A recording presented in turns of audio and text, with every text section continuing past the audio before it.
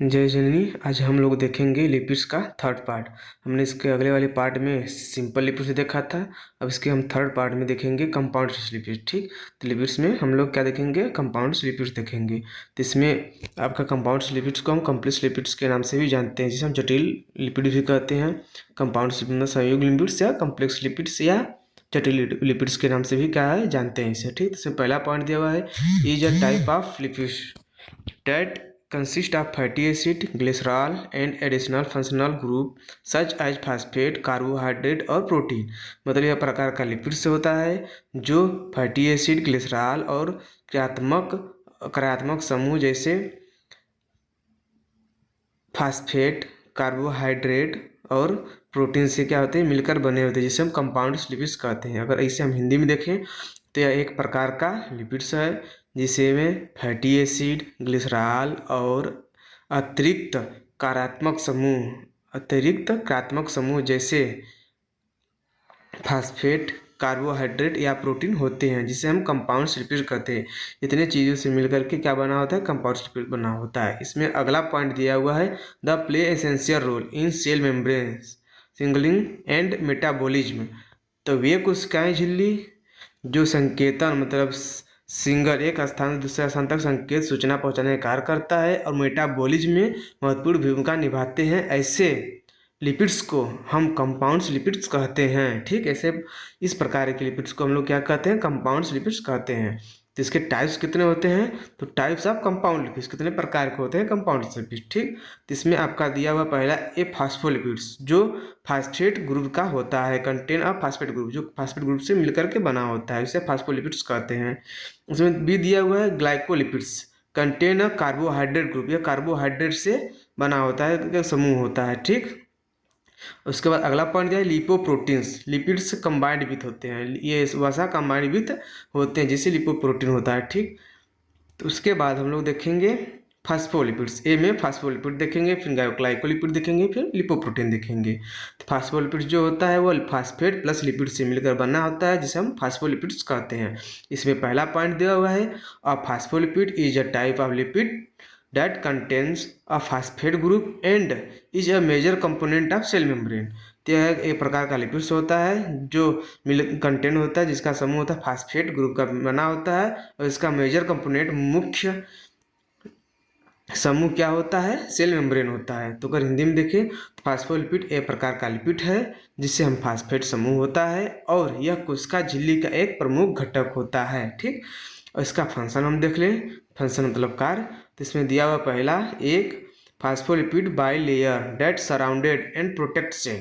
मतलब फास्फोलिपिड द्विपरती होते हैं और उस कोशिका के चारों ओर, कोशिकाओं के चारों ओर क्या होते हैं? फास्फोलिपिड्स से घिरे होते हैं कोशिकाएं। ठीक, जो हमें बाहरी केमिकल्स, अदर बैक्टीरिया से बचाने का कार्य करते हैं। ठीक, ताइए उसको हम फिगर से समझ लेते हैं। पहले फिगर में दिया हुआ है एक्स्ट्रा सेलुलर और इंट्रासेलुलर, जिसमें हेड जो है बाहर के साइड होते हैं और टेल जो होते हैं अंदर के साइड होते हैं, जिससे हम बाई फास्फोलिपिड का आता है बाई लेयर बना लेते हैं। ठीक, फास्फोलिपिड्स का बाई लेयर बन जाता है, जिससे इसमें आपका देखिए दिया हुआ हाइड्रोफोबिक टेल्स और हाइड्रोफोबिक हेड्स, इसके हम आगे पार्ट में पढ़ेंगे। ठीक, इसके अगले वाले भाग में पढ़ेंगे, तो तब तक हम इसको देखते हैं।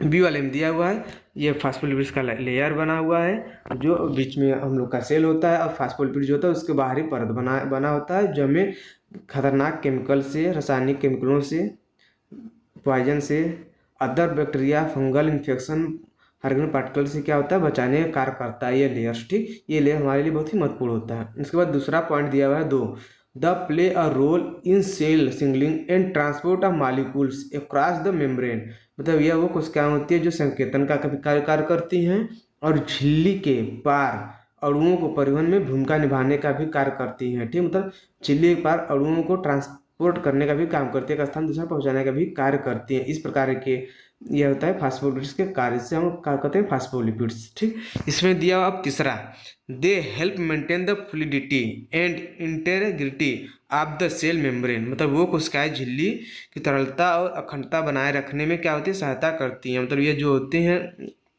झिल्ली तरलता और अखंडता बनाने में क्या होता है, सहायता बनाए रखने में कार्य करती है। फास्फोलिपिड क्या थे, फंक्शन थे। ठीक, उसके बाद हम लोग देखेंगे इसका स्ट्रक्चर।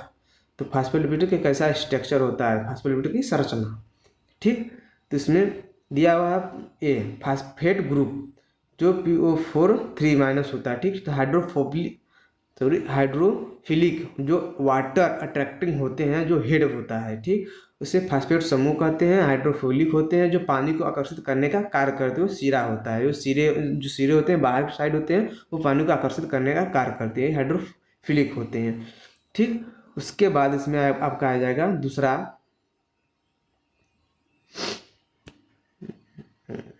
लिपिड्स, फैट एसिड चैन या लिपिड्स जो होते हैं फैट एसिड चैन के बने होते हैं।